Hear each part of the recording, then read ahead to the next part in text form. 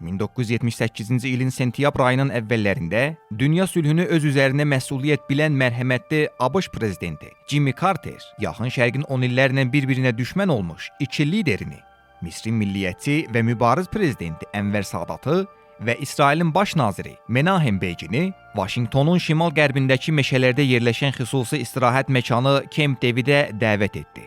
Elə bir yer ki, təbiətinin gözəlliyi ilə yanaşı sirli danışıqlar tarixini də daşıyırdı.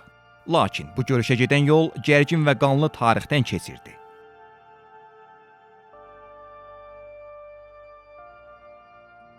ABŞ Carterdən illər əvvəldə Fələstin-İsrail məsələsində özünü məsul sayırdı.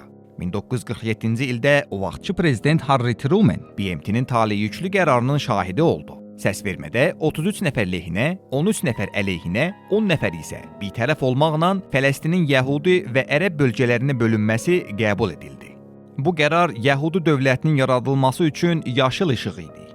Siyonistlərin sevincinə baxmayaraq, Ağ Ev əvvəlcə dövlətin yaradılmasına qarşı çıxdı. ABŞ-ın sərt xarici işlər naziri George Marshall xəbərdarlıq etdi ki, İsraili tanımaq dünya sabitliyi üçün təhlükəlidir və hətta Trumanə dedi ki, əgər bunu etsə, növbəti seçkilərdə onu dəstəkləməyəcək.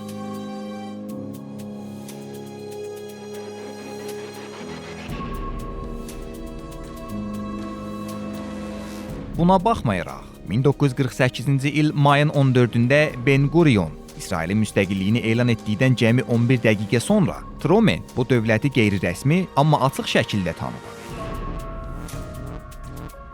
Ertəsi gün 5 ərəb dövləti, Misir, İordaniya, Suriya, Livan və İraq yenicə yaradılmış İsrailə hücum etdilər.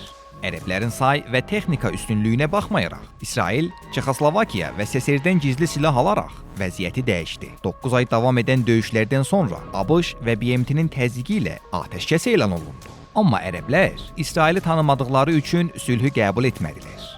1956-cı ildə Camal Əbdülnasirin Süveyş kanalını milliləşdirməsi yeni böhran yaratdı. İllərlə İngiltərənin nəzarətində olan bu kanal Avropa ilə Asiya arasında mühüm ticarət yoluydu. Nasir İskəndəriyyədəki alovlu çıxışında kanalın Misirə məxsus olduğunu bəyan etdi. Maraqları təhlükəyə düşən Böyük Britaniya və Fransa İsraillə birlikdə Misirə hücum planı hazırladı.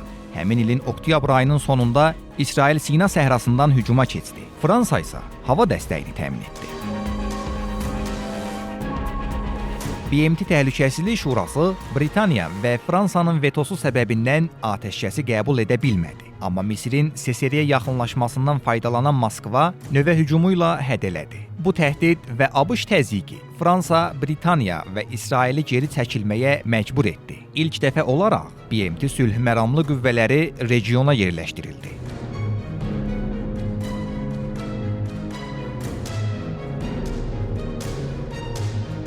Bir 10 illik sonra 1967-ci ilin mayında SSR Misir parlamentinin sözcüsü Sadatı xəbərdar etdi ki, İsrail qüvvələri Suriya sərhədində yerləşdirilib. Bu xəbər doğru olub-olmamasından asılı olmayaraq Nasirə çatdı və o, sülh məramlı qüvvələrin sərhəddən çıxarılması əmrini verdi. Ardınca Tiran boğazını bağladı ki, bu da İsrailin şərqdən neft idxalı üçün yeganə yoluydu. Bu addım faktiki olaraq müharibə elan etmək demək idi.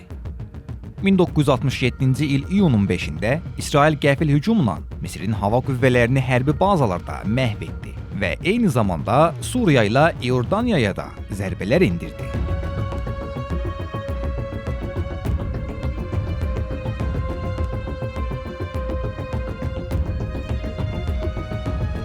Altı gün ərzində Sina, Qəzza, İordan çayının qərb sahili, Şərqi Qüds və Colan təpələri İsrailin nəzarətinə keçdi. Ərəblər Xartum konfransında məşhur 3 yox bəyanatını verdilər. Sülhə yox, danışıqlara yox, İsraili tanımağa yox.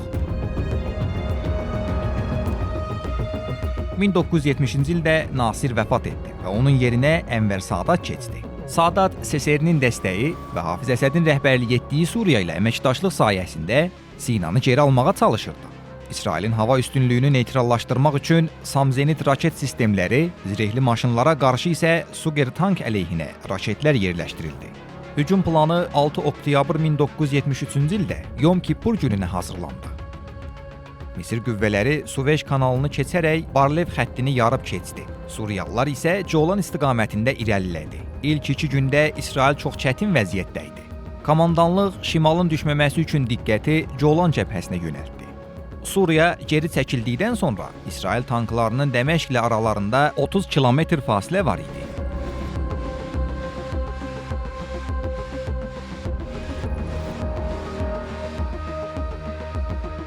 Sadat Suriyaya düşən ağırlığı azaltmaq üçün tanklarını Sina yüksəkliklərinə göndərdi. Amma bu, onları Sam müdafiə zonasından çıxartdı. İsrail mövqe üstünlüyü və hava qüvvələri ilə yüzlərlə Misir tankını məhv etdi.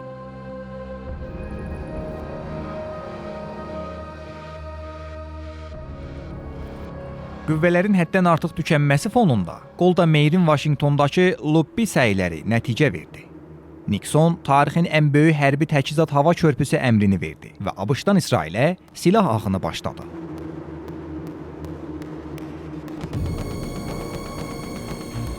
Təcrübəli İsrail generalları Əl-Murra gölü yaxınlığında Misir diviziyaları arasında zəif nöqtə aşkar etdilər. Gecə kanaldan keçərək müqaviməti körpü saldılar və Misir qüvvələrinə arxadan hücum etdilər.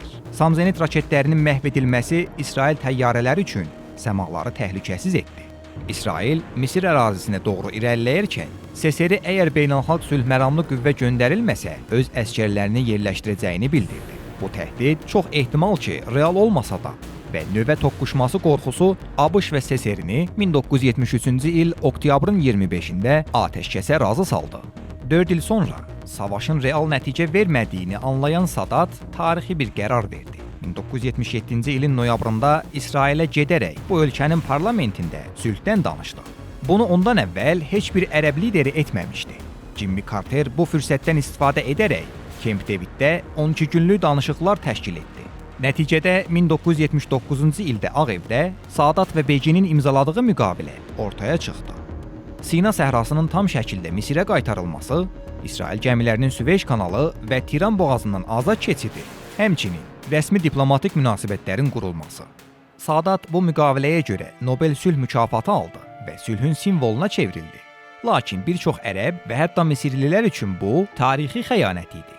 1981-ci il oktyabrın 6-sında Yom Kippur müharibəsinin il dönümü münasibətilə keçirilən hərbi parad zamanı Misirli zabit Xalid İstanbuli ya ölüm ya saziş qışqıraraq Sadatı güllələdi. Sadat bu hücum nəticəsində vəfat etdi. Bu, müharibədən sülhə ziddi bir yol keçmiş lider üçün qanlı son oldu.